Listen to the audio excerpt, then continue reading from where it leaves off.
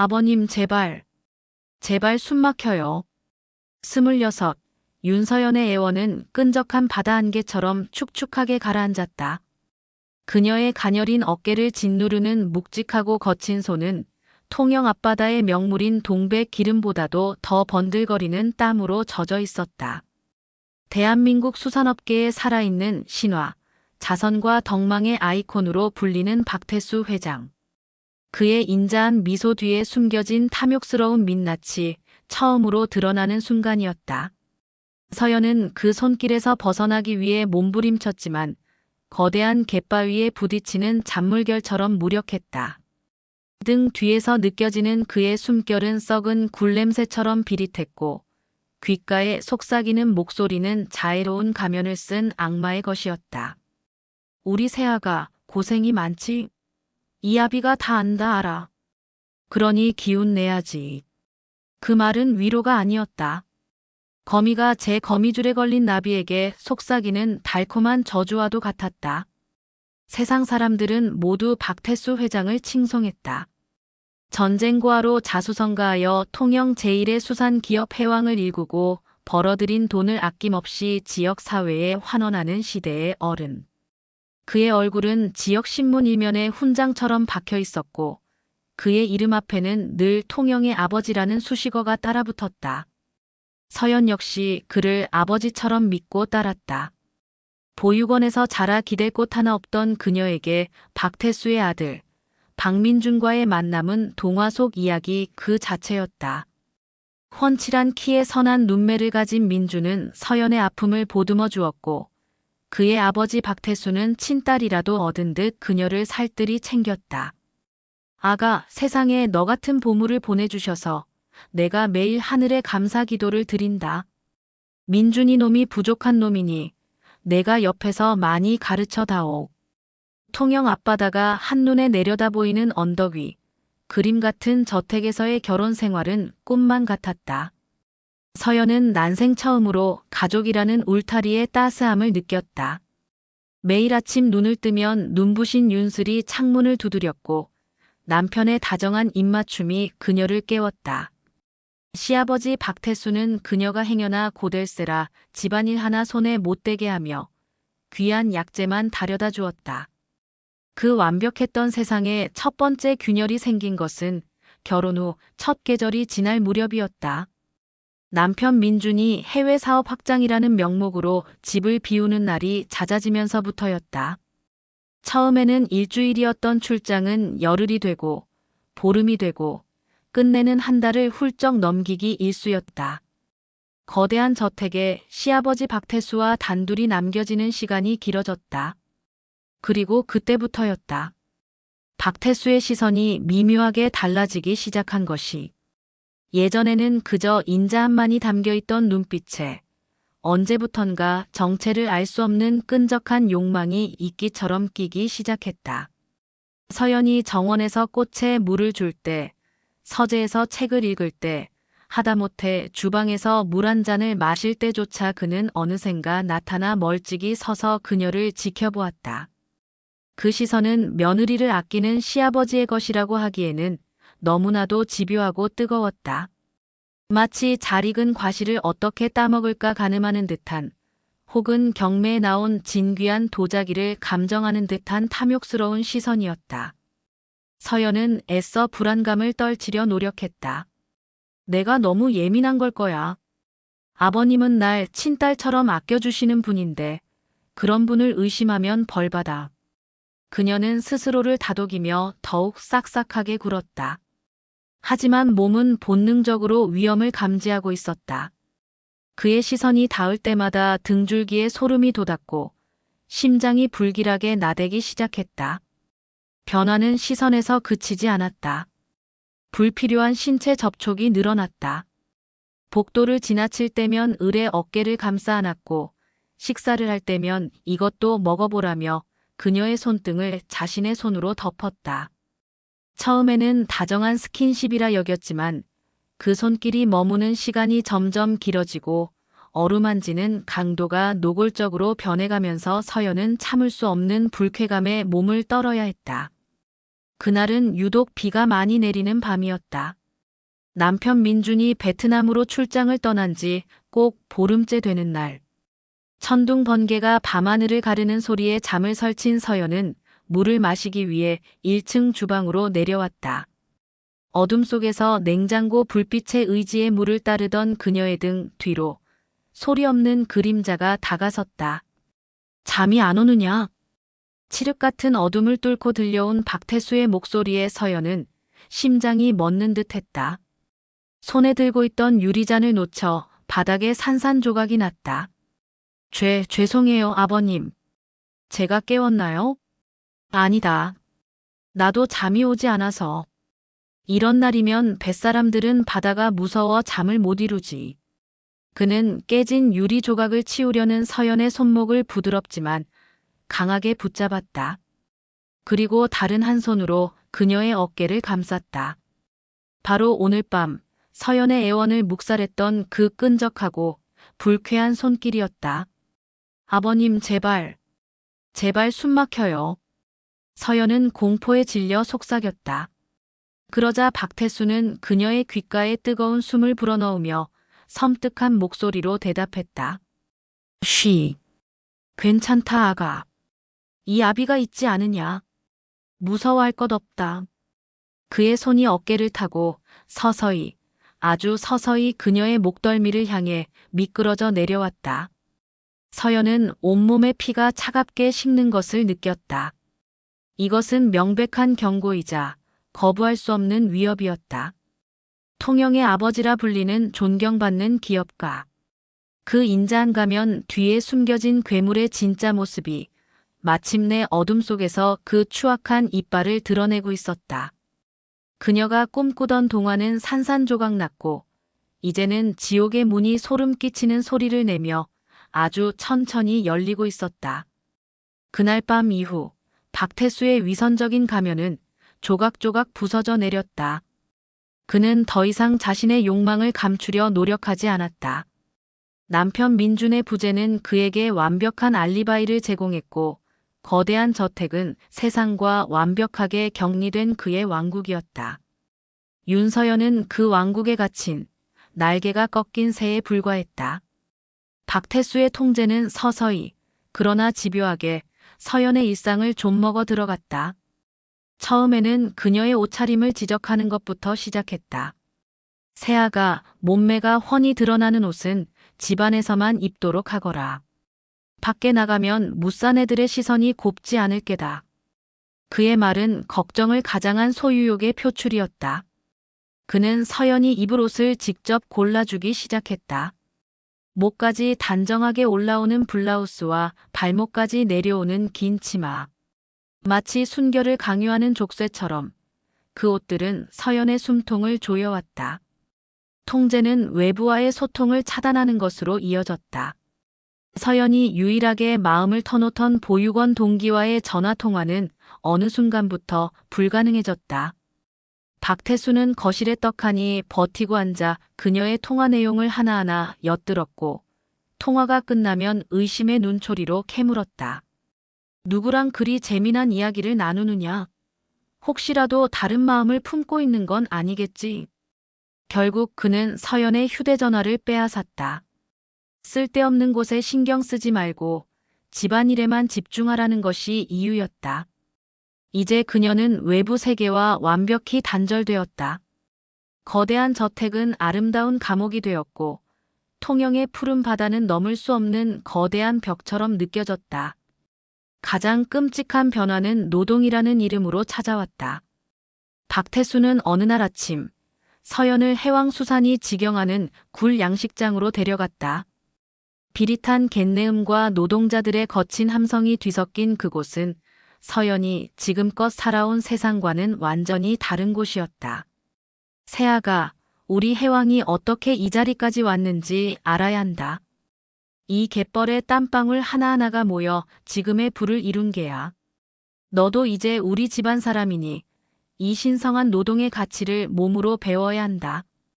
그의 말은 번지르르 했지만 그가 서연에게 맡긴 일은 신성한 노동과는 거리가 멀었다. 그녀는 차가운 갯물에 무릎까지 잠긴 채 날카로운 굴껍데기에 손을 베어가며 굴을 땄다.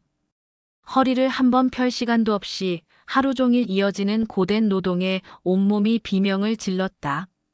보육원에서 자라며 꾸준히 일을 해보지 않은 것은 아니었지만 이것은 차원이 다른 고통이었다. 작업장의 인부들은 박태수의 며느리인 그녀를 멀찍이서 지켜볼 뿐 누구 하나 선뜻 말을 걸어오지 않았다. 박태수의 서슬 퍼런 감시 아래 그들은 서연을 없는 사람처럼 대했다. 그녀는 그저 말하는 도구, 움직이는 기계일 뿐이었다. 밤이 되면 고통은 다른 형태로 변질되었다. 녹초가 되어 저택으로 돌아온 서연을 기다리는 것은 따뜻한 욕조나 편안한 침대가 아니었다. 박태수는 그녀를 자신의 서재로 불렀다. 그리고는 하루 종일 채취한 굴의 수량과 무게를 계산하게 하거나 알아들을 수도 없는 수산 용어가 가득한 서류들을 정리시켰다. 육체적 고통에 정신적 피로까지 더해 그녀의 영혼을 바닥까지 갉아먹으려는 의도가 명백했다. 한 달 만에 집에 돌아온 남편 민준의 모습은 서연에게 마지막 남은 희망의 동아줄이었다. 그녀는 뜬 눈으로 밤을 새워 남편이 돌아오기만을 기다렸다. 그리고 민준이 피곤한 몸을 이끌고 침실로 들어서는 순간 참고 참았던 눈물을 터뜨리며 그에게 매달렸다. 민준 씨, 나 너무 무서워. 아버님이 이상해. 서연은 지난 한 달간 겪었던 일들을 두서없이 쏟아냈다. 시선, 손길, 통제, 그리고 지옥 같았던 굴 양식장에서의 강제 노역까지. 떨리는 목소리로 모든 것을 고백하며 그녀는 남편이 자신을 이 악몽에서 구원해 주리라 굳게 믿었다. 그가 모든 것을 바로잡고 당장이라도 아버지에게 달려가 호통을 쳐줄 것이라고. 하지만 그녀의 기대는 가장 잔인한 방식으로 산산조각 났다. 모든 이야기를 들은 민준의 표정은 차갑게 굳어 있었다. 그의 얼굴에는 아내에 대한 연민이나 아버지에 대한 분노가 아닌 귀찮음과 짜증이 역력했다. 한참의 침묵 끝에 그는 믿을 수 없는 말을 내뱉었다. 서연아, 당신 너무 예민하게 구는 거 아니야? 뭐라고요? 아버지가 당신을 가족으로 생각해서 그러시는 거잖아. 우리 집안이 어떻게 여기까지 왔는데 며느리로서 그 정도 일 돕는 게 그렇게 힘들어? 그리고 아버지 연세에 며느리 예뻐해 주시는 걸 그런 식으로 오해하면 어떡해. 서연은 자신의 귀를 의심했다. 지금 남편이 사랑한다고 속삭이던 그가 시아버지의 명백한 학대와 성추행을 가족애와 오해라는 말로 포장하고 있었다. 그는 방관자가 아니었다. 침묵의 동조자이자 이 모든 비극의 공범이었다. 어쩌면 그는 처음부터 모든 것을 알고 있었을지도 모른다.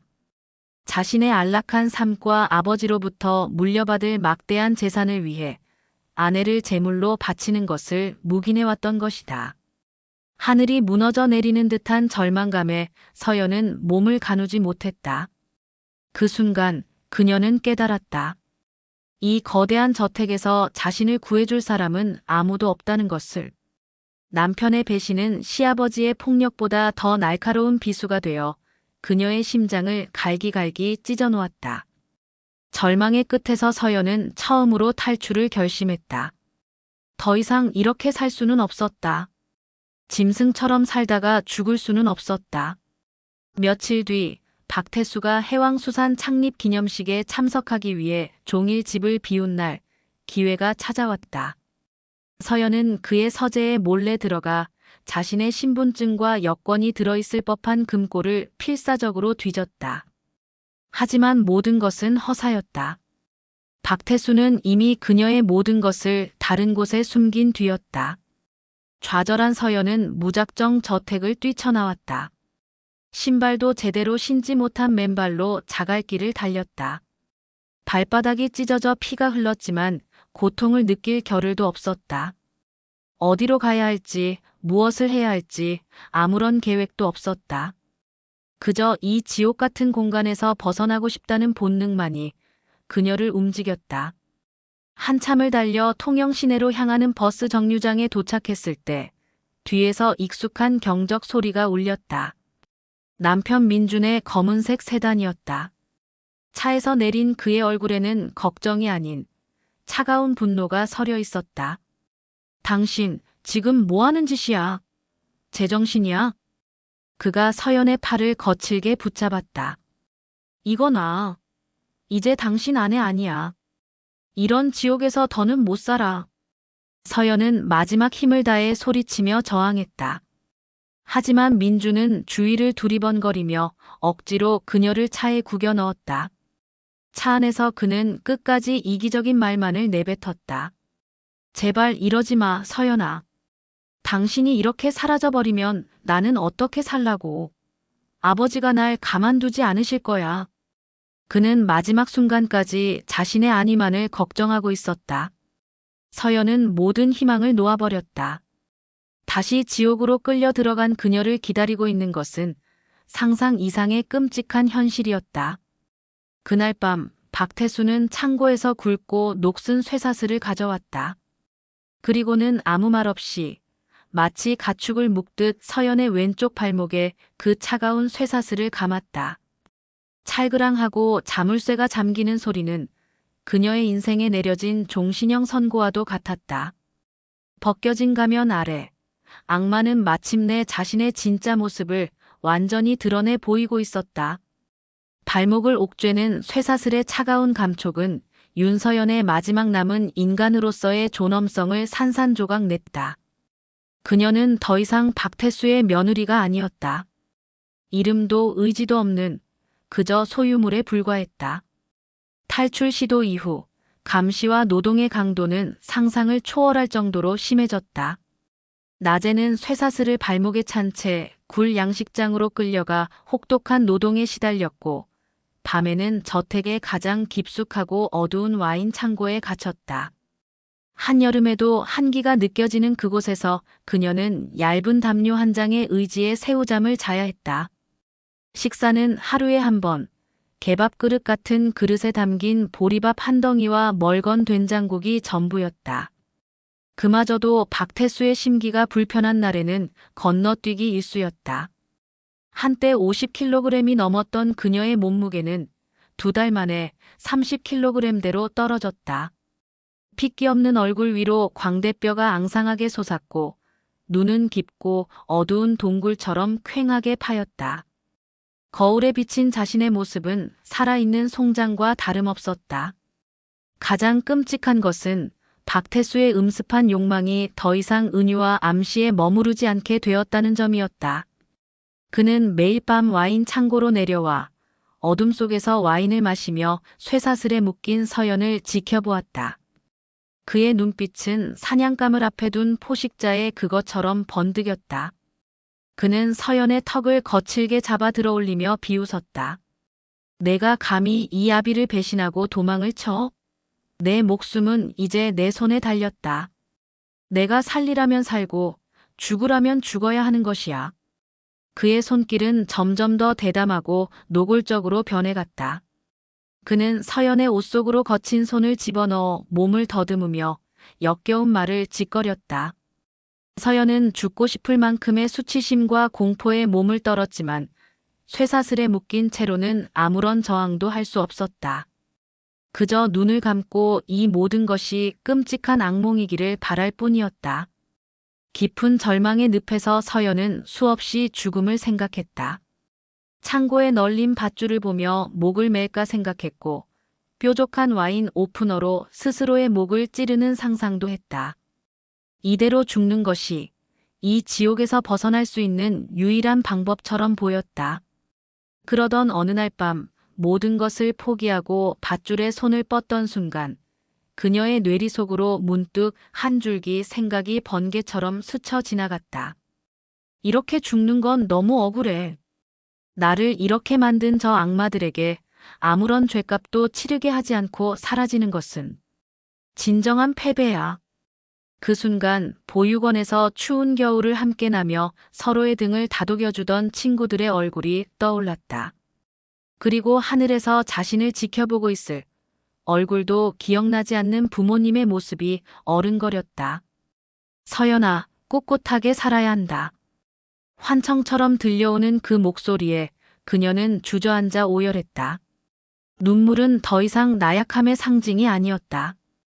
그것은 새로운 시작을 알리는 정화의 의식이었다. 그날 이후 윤서연은 더 이상 눈물만 흘리는 피해자가 아니었다. 복수를 준비하는 강인한 생존자가 되기로 결심했다. 언젠가 반드시 저 악마 부자를 법의 심판대 위에 세우겠다고 자신의 찢겨나간 영혼을 걸고 맹세했다. 하지만 무엇부터 시작해야 할까?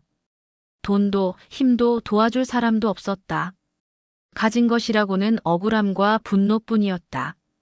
그들의 만행을 세상에 알릴 명백한 증거, 그것이 필요했다. 머릿속이 빠르게 회전하기 시작했다. 사진과 녹음, 굴 양식장에서의 강제 노역, 폭행, 그리고 와인 창고에서 벌어지는 성추행. 이 모든 것을 기록해야만 했다. 문제는 방법이었다. 박태수와 민준의 삼엄한 감시 아래에서 어떻게 증거를 남길 수 있을까? 그것은 목숨을 건 도박이었다. 며칠을 고민하던 서연에게 신락 같은 기회가 찾아왔다. 박태수는 가끔 무료함을 달래기 위해 낡은 휴대용 라디오로 트로트를 듣곤 했다. 서연은 며칠 동안 시름시름 앓는 척하며 식음을 전폐했다. 걱정스러운 얼굴로 창고에 내려온 박태수에게 그녀는 힘없는 목소리로 부탁했다. 아버님, 너무 적적해서 라디오라도 들으면 조금 기운이 날 것 같아요. 박태수는 잠시 의심의 눈초리를 보냈지만 다 죽어가는 그녀의 모습에 경계심이 풀렸는지 며칠 뒤 낡은 라디오 하나를 던져주었다. 쓸데없는 생각 말고 얌전히 듣기나 해. 그것은 단순한 라디오가 아니었다. 서연은 어둠 속에서 더듬거리며 라디오를 살폈고 기적처럼 작은 녹음하리시 버튼을 발견했다. 구형 모델이었지만 카세트 테이프의 외부 소리를 녹음할 수 있는 기능이 달려 있었다. 심장이 미친 듯이 뛰기 시작했다. 절망의 어둠 속에서 발견한 한 줄기 빛이었다. 그날 밤부터 서연의 비밀스러운 전쟁이 시작되었다. 그녀는 박태수가 창고에 내려올 때마다 몰래 녹음 버튼을 눌렀다. 이 천한 것, 아직도 정신을 못 차렸어. 내년 목숨줄은 내 손에 달려있다고 했지. 철썩 마이너스, 뺨을 때리는 소리. 잘못했어요. 아버님, 내가 감히 날 상대로 무슨 꿍꿍이를 꾸밀 수 있을 것 같아. 쥐새끼 한 마리도 내 손바닥 아니야. 그의 폭언과 폭행 소리, 성추행하며 내뱉는 더러운 말들, 서연의 고통스러운 신음소리가 낡은 카세트 테이프 위에 고스란히 기록되었다. 또 다른 희망의 불씨는 전혀 예상치 못한 곳에서 피어올랐다. 저택의 담장 너머에는 작은 텃밭을 가꾸며 홀로 사는 최영감이라는 노인이 있었다. 그는 박태수 일가와는 교류 없이 조용히 살아가는 사람이었지만 가끔 담장 너머로 서연을 안쓰럽게 바라보곤 했다. 어느 날 새벽 서연이 쇠사슬에 끌려 굴 양식장으로 향할 때였다. 담장 밑에서 부스럭거리는 소리가 들렸고 최영감이 낮은 목소리로 그녀를 불렀다. 아가씨, 많이 힘들지. 내가 다 보고 있네. 저것들이 사람을 짐승만도 못하게 대하는 걸. 서연은 경계심에 아무 말도 하지 못했다. 혹시 박태수가 심어놓은 감시자가 아닐까 하는 의심 때문이었다. 하지만 노인의 눈에는 진심 어린 연민이 담겨 있었다. 힘내게 아가씨. 하늘이 다 보고 있어. 언젠가는 반드시 저 악독한 놈들이 벌 받을 날이 올 게야. 그 따뜻한 위로에 서연은 결국 참고 있던 눈물을 터뜨리고 말았다. 이 지옥에 떨어진 이후 처음으로 자신의 편이 되어줄지도 모르는 사람을 만난 것이었다. 최영감과의 짧은 만남은 서연의 굳게 닫혔던 마음에 아주 작은 틈을 만들었다. 그리고 그 틈으로 희미하지만 분명한 희망의 빛이 새어 들어오기 시작했다. 그녀는 더 이상 혼자가 아니었다. 이제 이 절망의 늪에서 반격의 첫걸음을 내디딜 때가 온 것이었다. 윤서연의 전쟁은 소리 없이 그러나 맹렬하게 시작되었다. 낡은 라디오는 그녀의 유일한 무기이자 희망의 등불이었다. 박태수는 그녀가 무료함을 달래기 위해 트로트나 듣는 줄 알았지만 그 낡은 기계의 녹음 버튼이 눌릴 때마다 그의 추악한 범죄는 차곡차곡 어둠 속에 봉인되고 있었다. 녹음은 목숨을 건 행위였다. 서연은 박태수가 와인 창고의 무거운 철문을 열고 내려오는 소리가 들릴 때마다 심장이 발끝까지 곤두박질 치는 것을 느끼면서도 떨리는 손으로 라디오를 조작했다. 담요 덤이 깊숙한 곳, 그의 눈에 띄지 않을 만한 구석에 라디오를 숨기고 마치 잠이 든 것처럼 미동도 없이 누워 그의 모든 언행을 기록했다. 오늘은 굴을 20관밖에 못 땄더구나. 내년 목재 밥은 없다고 생각해라. 서연의 마른 기침 소리. 어디서 아픈 신용이야. 꾀병 부릴 힘이 있으면 갯벌에 나가 한 번이라도 더 허리를 숙여. 무언가 바닥에 내동댕이 쳐지는 소리. 서연의 희미한 신음. 카세트 테이프는 한정되어 있었다. 서연은 매일 밤 녹음된 내용을 되감아 들으며 박태수가 잠든 틈을 타 지워야 할 부분과 남겨야 할 부분을 신중하게 결정했다. 그의 욕설, 폭행 소리, 그리고 그녀의 고통이 담긴 순간들만을 편집해 남기는 작업은 자신의 상처를 몇 번이고 다시 헤집는 고통스러운 과정이었지만 그녀는 멈추지 않았다. 이것이 자신을 구원할 유일한 길임을 알았기 때문이다. 하지만 음성만으로는 부족했다. 그의 만행을 증명할 시각적인 증거가 절실했다. 발목에 선명하게 새겨진 쇠사슬의 흔적, 온몸에 피어난 보라색 멍자국, 짐승의 울이나 다름없는 와인 창고의 비참한 환경. 이 모든 것을 보여줘야만 했다. 기회는 또다시 절망의 얼굴을 하고 찾아왔다. 아들 민준이 오랜만에 집에 돌아왔다. 그는 아내의 끔찍한 몰골을 보고도 일말의 죄책감조차 느끼지 않는 듯했다. 오히려 그는 서연의 앙상한 팔목을 붙잡고 혀를 차며 말했다. 사람이 어떻게 이렇게까지 망가질 수가 있어? 당신 꼴이 이게 뭐야? 아버지 기분 상하게 하지 말고 주는 밥이라도 좀 잘 챙겨 먹어. 그는 역겨운 동정심을 베풀듯 자신이 쓰던 낡은 태블릿 PC 하나를 던져주었다. 심심하면 이걸로 영화나 봐. 당신이 좋아하는 로맨스 영화 같은 거. 그것은 자비가 아니라 자신의 죄책감을 덜기 위한 위선적인 제스처에 불과했다. 하지만 서연에게 그 낡은 태블릿 PC는 하늘이 내려준 두 번째 무기였다. 다행히 작은 카메라 기능이 내장되어 있었다. 문제는 충전이었다. 와인 창고에는 전기를 쓸 곳이 없었다. 서연은 며칠 동안 박태수의 동태를 살폈다. 그는 매일 오후 서재에서 낮잠을 자는 습관이 있었다. 서연은 그 시간을 노렸다. 화장실이 급하다는 핑계를 대고 창고를 나와 박태수의 서재 근처에 있는 작은 창고로 숨어들었다. 그곳 구석에 있는 낡은 콘센트. 그녀는 심장이 터질 듯한 긴장감 속에서 30분 남짓 태블릿을 충전했다. 매일 반복된 그 30분은 그녀에게 허락된 유일한 희망의 시간이었다. 충전된 태블릿으로 서연은 자신의 몸에 새겨진 상처들을 낱낱이 기록했다. 쇠사슬에 쓸려 피부가 벗겨지고 피딱지가 앉은 발목, 그의 소나기에 붙잡혀 시퍼렇게 멍이 든 팔 영양실조로 앙상하게 드러난 늑골까지. 그녀는 스스로의 몸을 증거물 삼아 고통을 삼키며 셔터를 눌렀다. 담장 너머 최영감과의 교류는 그녀에게 큰 힘이 되어 주었다. 그는 더 이상 지켜보기만 하지 않았다. 어느 날 새벽 그는 담장 밑 작은 구멍으로 붉은 약병 하나를 밀어 넣어 주었다. 상처에 바르는 연고였다. 또 어떤 날에는 김이 모락모락 나는 따뜻한 고구마를 건네주기도 했다. 음식보다 더 따뜻했던 것은 아무것도 묻지 않고 그저 묵묵히 그녀의 생존을 응원해주는 그의 마음이었다. 그 작은 온기는 서연이 인간성을 완전히 잃지 않도록 붙잡아주는 마지막 버팀목이었다. 위기는 예고 없이 찾아왔다. 어느 날 밤 박태수는 평소와 달리 술에 심하게 취한 채 와인 창고로 내려왔다.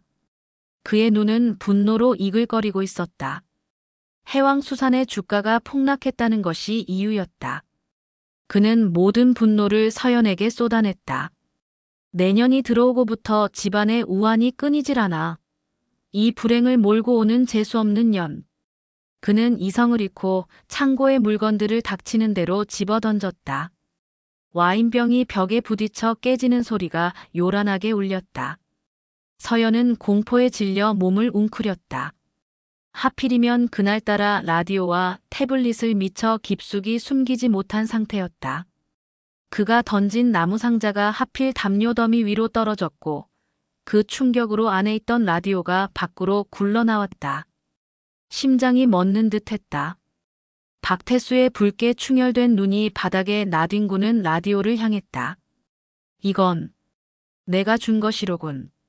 이런 걸 들을 정신이 아직 남아 있었나? 그는 비틀거리며 다가와 라디오를 집어들려 했다. 그 순간 서연은 본능적으로 그의 다리를 붙잡고 늘어졌다. 아버님, 잘못했어요. 제발, 제발 그것만은. 그녀의 필사적인 모습이 오히려 그의 의심을 증폭시켰다. 그가 라디오를 자세히 살펴보려는 찰나 2층에서 민준이 내려오는 소리가 들렸다. 아버지, 무슨 소란이세요? 민준의 등장에 박태수의 광기는 잠시 잦아들었다. 그는 혀를 차며 라디오를 바닥에 거칠게 던져버리고는 창고를 올라갔다. 쓸데없는 잡동사니는 당장 치워버려. 서연은 다리에 힘이 풀려 그 자리에 주저앉았다. 심장이 갈비뼈를 부술듯이 날뛰었다. 하마터면 모든 것이 끝장날 뻔했다. 그녀는 부서진 라디오를 끌어안고 소리 없이 울었다. 더 이상 증거들을 자신의 곁에 두는 것은 너무나 위험했다. 이 소중한 기록들을, 이 지옥에서 꺼내줄 유일한 열쇠를 이제는 담장 너머의 그 손길에 맡겨야 할 때였다. 그녀는 결심했다. 내일 새벽 모든 것을 걸고 첫 번째 증거를 세상 밖으로 넘기기로. 다음 날 새벽 동이 트기 전 가장 짙은 어둠이 내린 시간. 서연은 지난밤의 공포가 채 가시지 않은 몸을 이끌고 와인 창고의 작은 창살 틈으로 밖을 살폈다. 박태수 부자가 잠든 것을 확인한 그녀는 약속된 신호를 보냈다. 창틀에 붉은색 실을 묶어두는 것. 그것은 최영감과 그녀만이 아는 준비 완료의 의미였다. 얼마 지나지 않아 저택 뒤편 담장 밑에서 부스럭거리는 소리가 들려왔다. 서연은 미리 준비해둔 작은 꾸러미를 품에 안고 박태수가 잠든 것을 다시 한번 확인한 뒤 살금살금 창고를 빠져나왔다. 발목의 쇠사슬이 바닥에 끌리며 내는 서걱거리는 소리 하나하나에 심장이 철렁 내려앉았다. 담장 밑에 이르자 낮은 목소리가 그녀를 불렀다. 아가씨, 괜찮은가? 최영감이었다. 서연은 작은 구멍 사이로 꾸러미를 밀어 넣었다. 그 안에는 지난 몇 달간 목숨 걸고 모은 카세트 테이프들과 태블릿 PC의 메모리 카드가 들어있었다. 그녀의 떨리는 손끝에 투박하고 주름진 노인의 손이 닿았다. 그 순간 서연은 뜨거운 무언가가 가슴속에서 울컥 차오르는 것을 느꼈다. 영감님, 부디 이것 좀 제 목숨보다 더 중요한 것입니다. 최영감은 아무 말 없이 꾸러미를 받아들고는 대신 따뜻한 온기가 남은 주먹밥 2개를 구멍으로 밀어 넣어 주었다. 그는 서연의 손을 한번 꾹 잡아주고는 낮은 목소리로 말했다. 걱정 말게. 이 늙은이 목에 칼이 들어와도 이건 내가 지킬 것이네. 이제부터 진짜 싸움을 준비해야지. 그의 목소리에는 단순한 연민을 넘어선 굳은 결의가 담겨 있었다. 서연은 그제야 그가 왜 자신을 돕는지 궁금해졌다. 훗날 알게 된 사실이지만 최영감은 젊은 시절 박태수와 함께 통영 앞바다를 누비던 동료 어부였다. 하지만 박태수는 자신의 야망을 위해 동료들을 배신하고 그들의 어장까지 빼앗아 지금의 해왕수산을 세웠고 그 과정에서 최 영감의 아버지가 억울하게 모든 것을 잃고 화병으로 세상을 떠났다고 했다. 최 영감에게 박태수는 평생의 원수였고 서연을 돕는 것은 그의 마지막 남은 자존심이자 아버지의 한을 푸는 행위였던 것이다. 증거가 안전한 곳으로 옮겨지자 서연의 마음속에는 두려움과 함께 작은 용기가 자라나기 시작했다.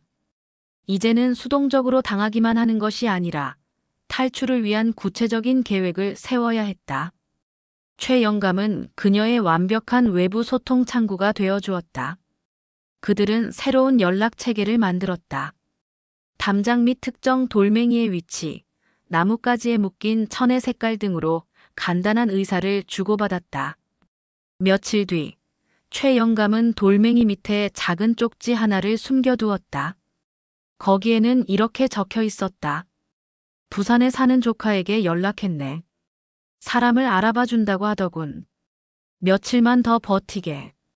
부산 사람. 그 단어들이 서연의 심장을 다시 뛰게 했다.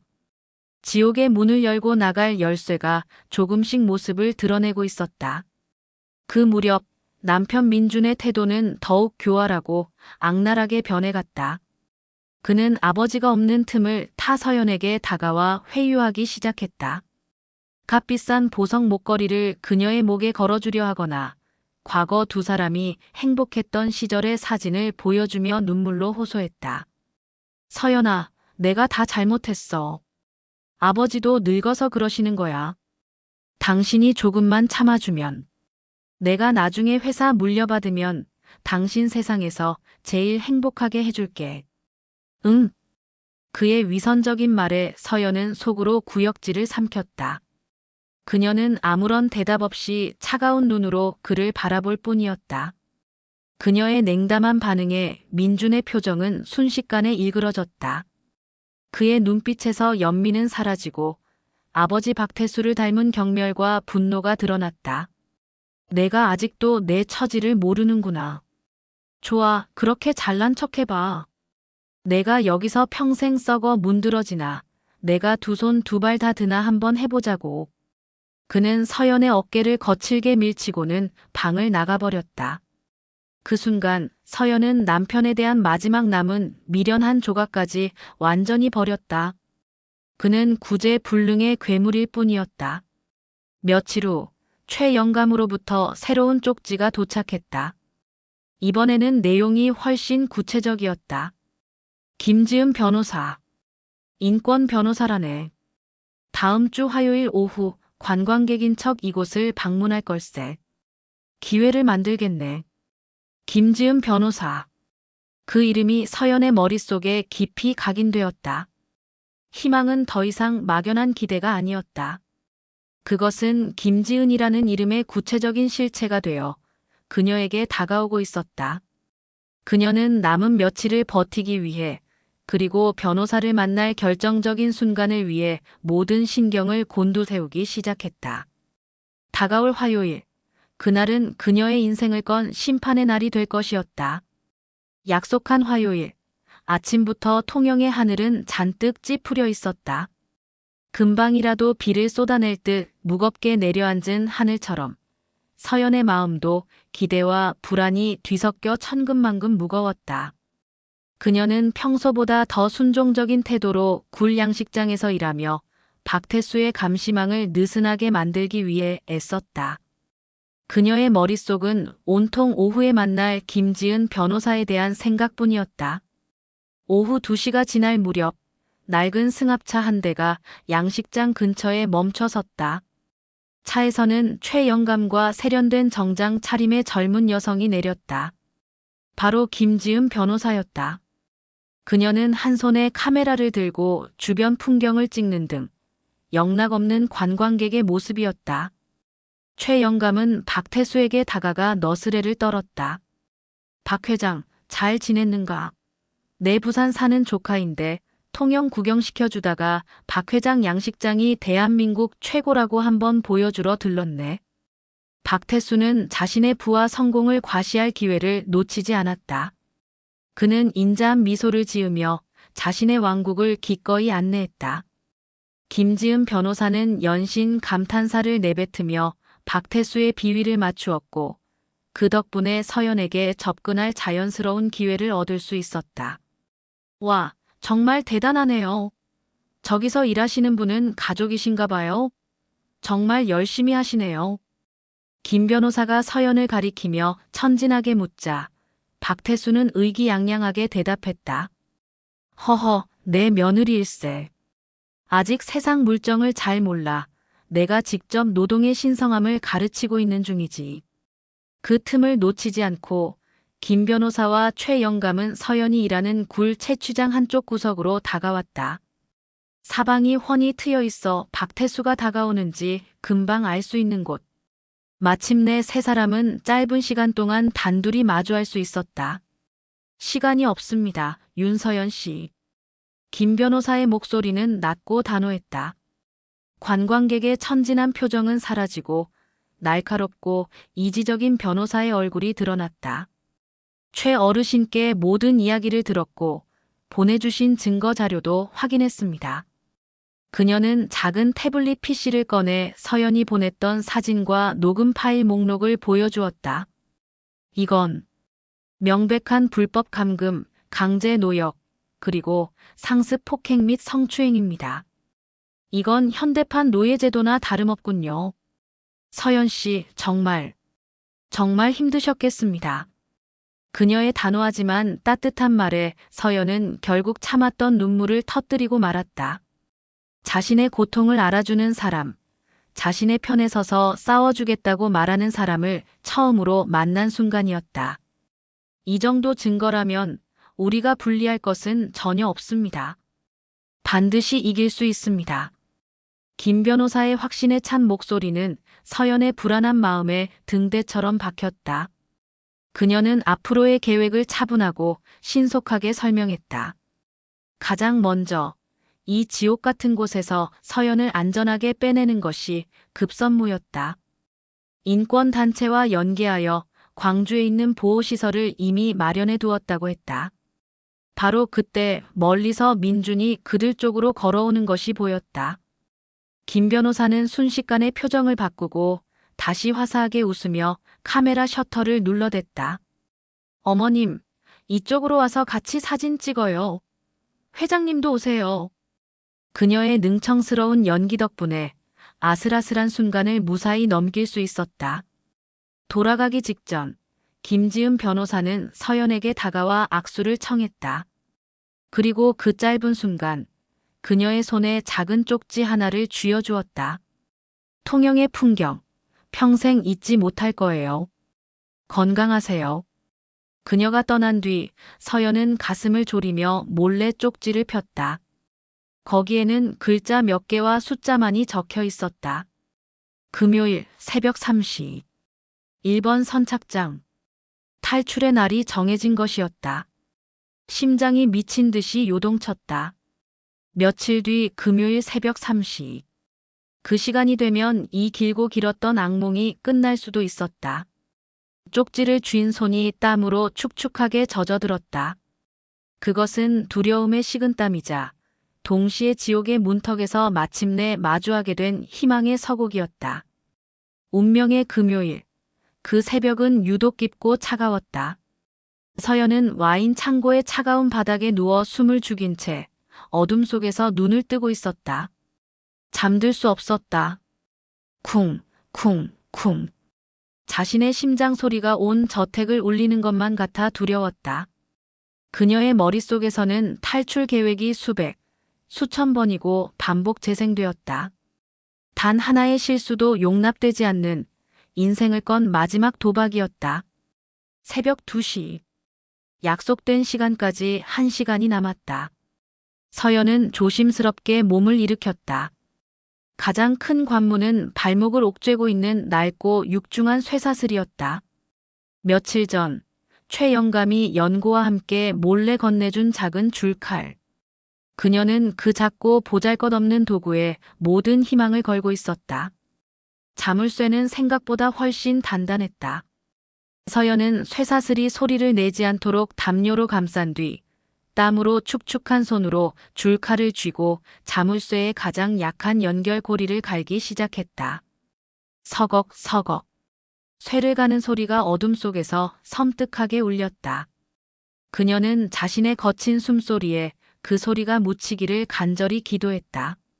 손바닥은 벗겨져 피가 났고 팔은 금방이라도 떨어져 나갈 듯 저려왔지만 멈출 수 없었다.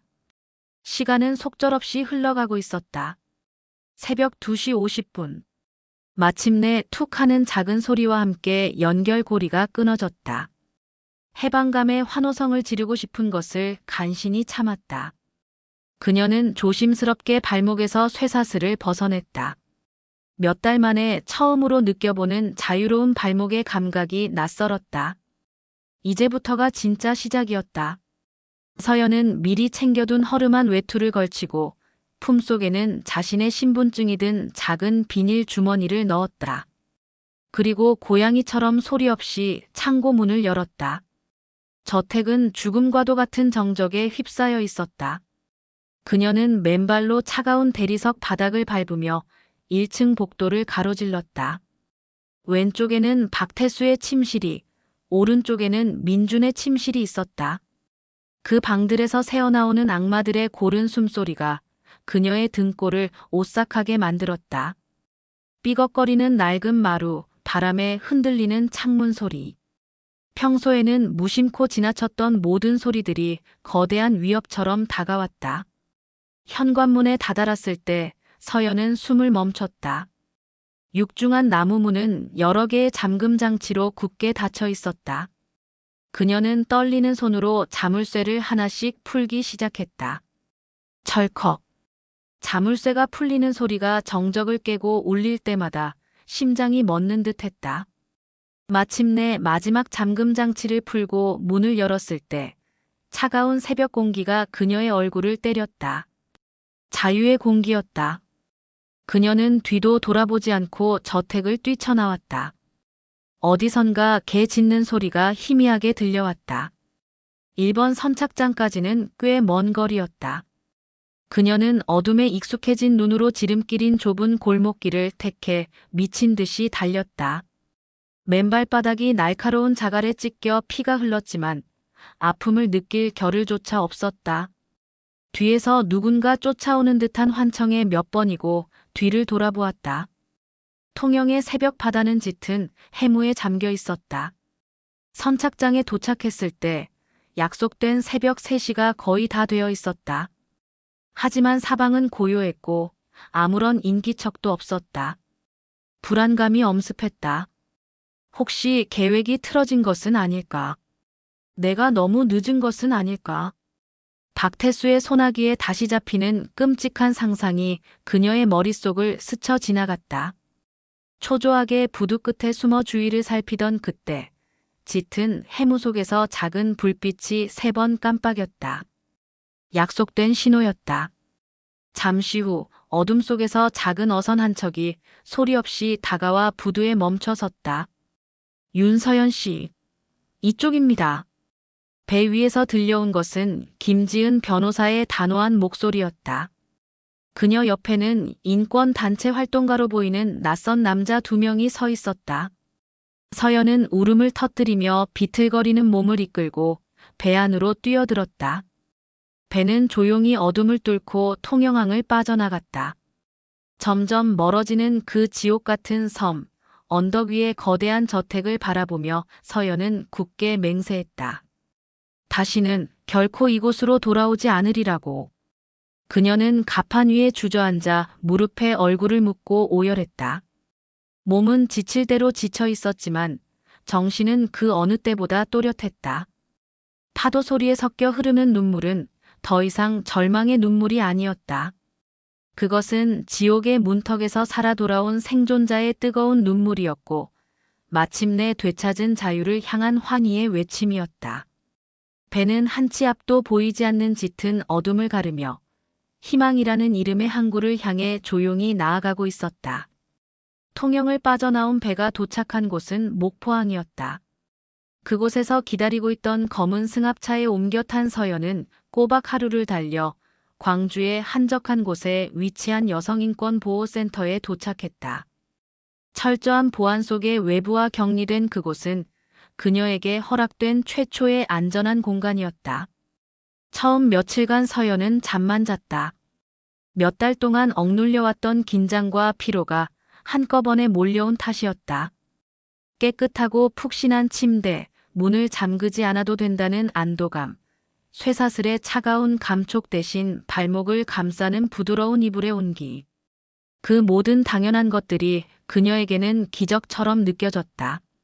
하지만 편안한 잠도 잠시, 밤마다 악몽이 그녀를 찾아왔다. 꿈속에서 그녀는 여전히 와인 창고에 갇혀 있었고 박태수의 음흉한 그림자가 그녀의 뒤를 쫓았다. 식은땀을 흘리며 잠에서 깨어나 낯선 천장을 확인하고 나서야 비로소 자신이 안전하다는 사실에 안도의 한숨을 내쉬는 밤이 반복되었다. 육체적인 상처는 시간이 지나며 아물었지만 영혼에 새겨진 상처는 쉽게 지워지지 않았다. 센터의 심리 상담사는 그녀의 이야기를 묵묵히 들어주며 그 기억들을 억지로 잊으려 하지 말고 스스로를 보듬어주는 것부터 시작해야 한다고 조언했다. 그녀가 몸과 마음을 추스르는 동안 세상 밖에서는 거대한 폭풍이 몰아치고 있었다. 김지은 변호사는 서연의 증거 자료와 진술을 토대로 신속하게 박태수와 박민준을 경찰에 고소했다. 통영 수산업계 거물 박태수 회장, 며느리 상습 폭행 및 감금 혐의라는 충격적인 제목의 기사가 언론을 통해 보도되자 대한민국은 발칵 뒤집혔다. 통영의 아버지로 불리며 존경받던 그의 추악한 민낯에 전 국민은 분노했다. 하지만 동시에 박태수의 막강한 재력과 인맥을 동원한 반격도 만만치 않았다. 그는 대한민국 최고의 로펌을 선임했고 언론을 통해 정신적으로 불안정한 며느리가 돈을 노리고 벌인 파렴치한 자작극이라며 여론을 호도하기 시작했다. 통영 지역 사회는 박태수를 옹호하는 측과 진실을 요구하는 측으로 나뉘어 들끓었다. 특히 박태수에게 금전적인 도움을 받았던 일부 지역 유지들은 앞다투어 그의 인품을 칭송하며 서연을 부도덕한 여성으로 매도했다. 그들은 유일한 목격자인 최 영감을 집요하게 협박했다. 한밤중에 집으로 찾아와 행패를 부리고 그의 작은 텃밭을 망가뜨리는 등 비열한 수단을 총동원했다. 하지만 최 영감은 조금도 굴하지 않고 경찰 조사에서 자신이 보고 들은 모든 것을 당당하게 증언했다. 몇 달 뒤 드디어 첫 재판이 열렸다. 법원으로 향하는 차 안에서 서연의 손은 차갑게 떨렸다. 그들의 얼굴을 다시 마주해야 한다는 사실이 끔찍했지만 피할 수 없는 싸움이었다. 김지은 변호사가 그녀의 손을 따뜻하게 잡아주었다. 서연 씨, 혼자가 아니에요. 우리가 함께 있잖아요. 법정 안은 기자들과 방청객들로 가득 차 있었다. 피고인석에 앉아있는 박태수는 조금도 위축되지 않은 채 오히려 서연을 향해 경멸과 분노가 뒤섞인 눈빛을 쏘아보았다. 그 옆에 앉은 민주는 하얗게 질린 얼굴로 고개만 숙이고 있었다. 재판이 시작되고 검사의 공소사실 낭독이 이어졌다. 그리고 마침내 서연이 증인석에 설 차례가 되었다. 떨리는 걸음으로 증인석에 선 그녀에게 박태수 측 변호인의 집요하고 모욕적인 질문이 쏟아졌다. 증인은 평소 남편과의 관계가 원만하지 않았지요. 돈 문제로 자주 다퉜다는 증언이 있습니다. 시아버지의 다정한 관심을 불순한 의도를 가지고 일부러 왜곡하여 신고한 것 아닙니까? 변호사는 그녀를 돈에 눈이 먼 부도덕한 여자로 몰아갔다. 방청석 일부에서 웅성거리는 소리가 들렸다. 서연은 입술을 깨물었다. 하지만 그때 김지은 변호사의 단단한 눈빛과 마주쳤다. 그녀는 심호흡을 한 번 하고 마이크를 향해 입을 열었다. 아닙니다. 모든 것은 사실입니다. 그녀의 목소리는 처음에는 가늘게 떨렸지만 이야기를 이어갈수록 점점 더 또렷하고 단단해졌다. 그녀는 지난 몇 달간 겪었던 지옥 같은 시간들을 최대한 담담하게 그러나 분명하게 증언했다. 그리고 마침내 결정적인 순간이 왔다. 김지은 변호사가 증거 자료를 제출했다. 법정에는 서연이 목숨 걸고 녹음했던 카세트 테이프 파일이 재생되기 시작했다. 이 쓸모없는 년. 당장 밥 굶고 싶어 환장했어. 턱 마이너스. 무언가 맞는 소리. 서연의 고통스러운 비명. 박태수의 고압적인 목소리와 폭행 소리. 서연의 신음이 법정 전체를 얼어붙게 만들었다. 방청석은 충격으로 술렁였고 박태수의 얼굴은 흑빛으로 변했다. 이어서 대형 스크린에는 서연의 몸에 남았던 상처 사진들과 쇠사슬에 채워진 발목 사진이 하나씩 공개되었다. 국립과학수사연구원의 감정 결과 모든 증거가 조작되지 않았다는 사실이 밝혀지자 박태수 측 변호인은 더 이상 아무 말도 하지 못했다. 첫 재판이 끝나고 법정을 나오는 길, 서연은 쏟아지는 카메라 플래시 세례를 받았다. 다리에 힘이 풀려 주저앉을 뻔했지만 그녀는 허리를 꼿꼿이 세웠다. 아직 재판은 끝나지 않았지만 오늘 그녀는 진실의 힘이 얼마나 강한지를 똑똑히 보았다. 어둠은 결코 빛을 이길 수 없다는 희망이 그녀의 마음속에서 뜨겁게 피어오르고 있었다.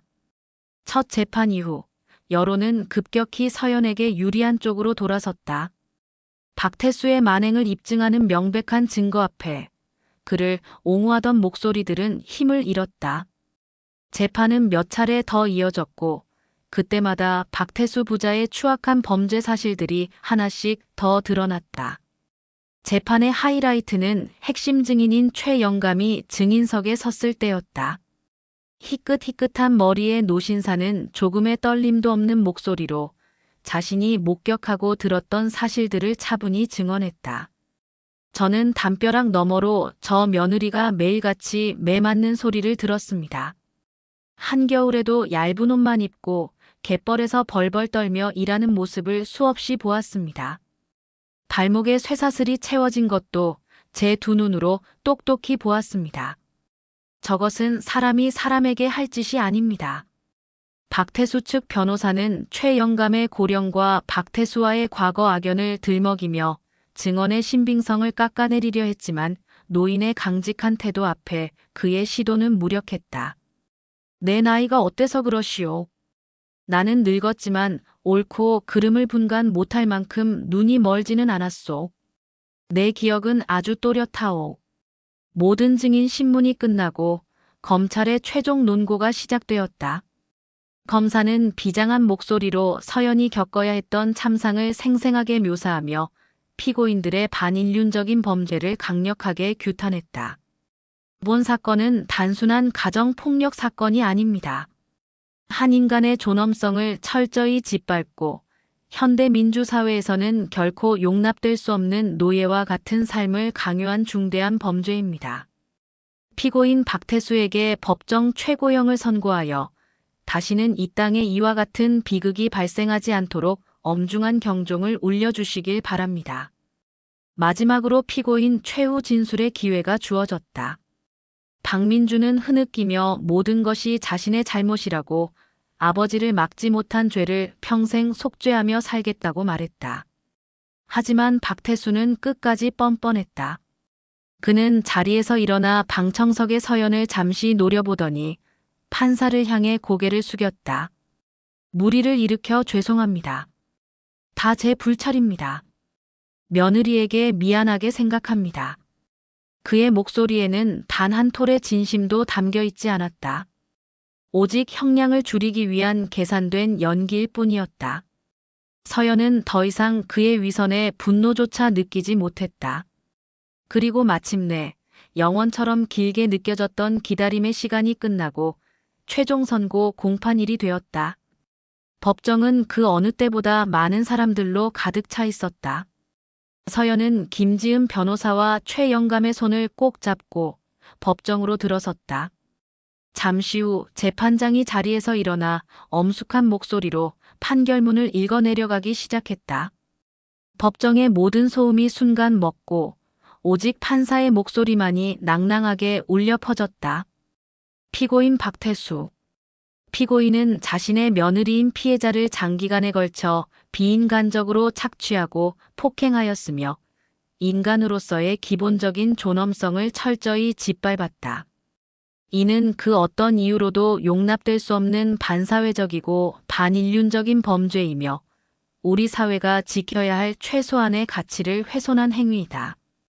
피고인은 재판 과정 내내 자신의 범행을 진심으로 뉘우치지 않고 변명으로 일관하여 죄질이 매우 불량하다.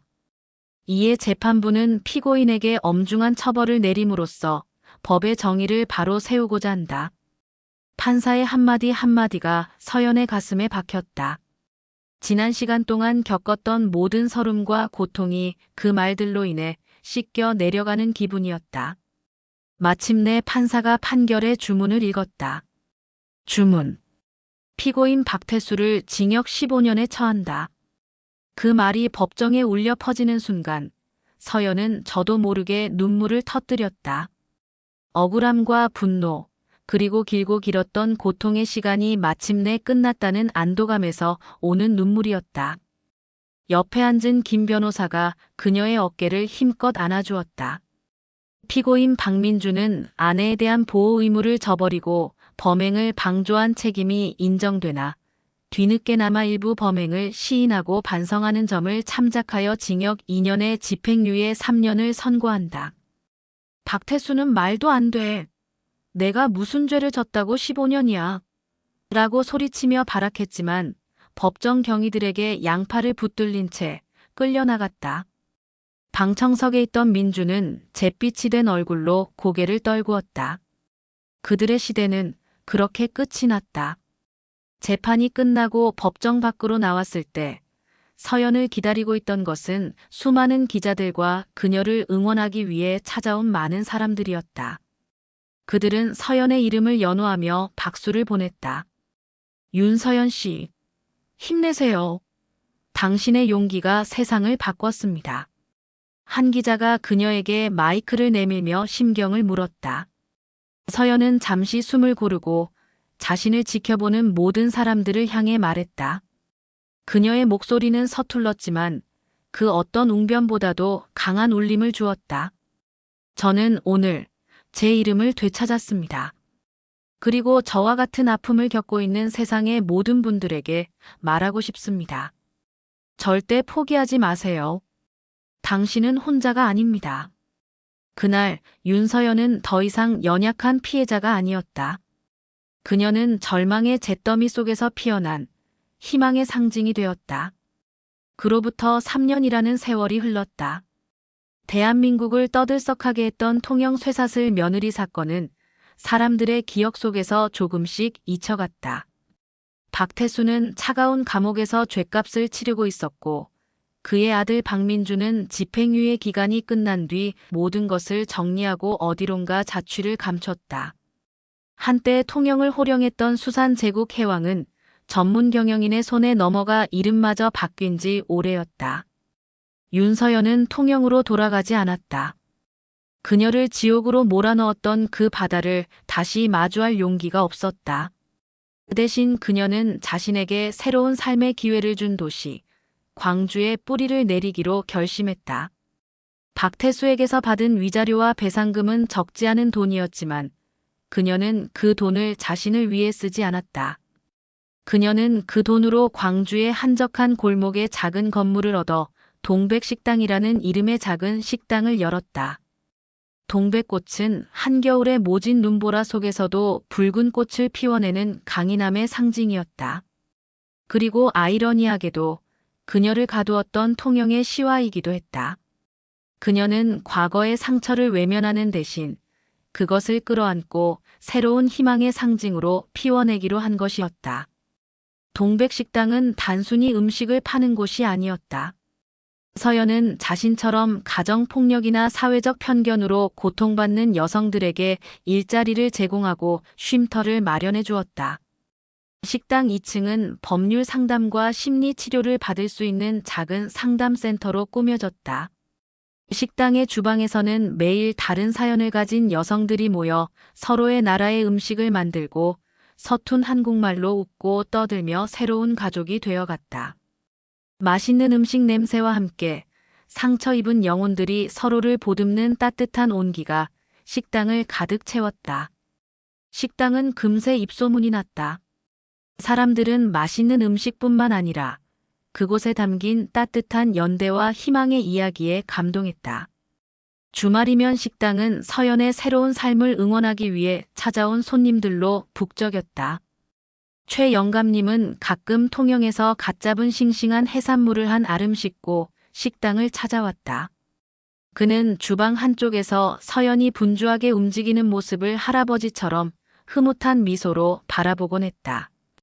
김지은 변호사 역시 바쁜 시간을 쪼개 식당에 들러 서연의 든든한 법률 자문이자 인생의 좋은 친구가 되어 주었다.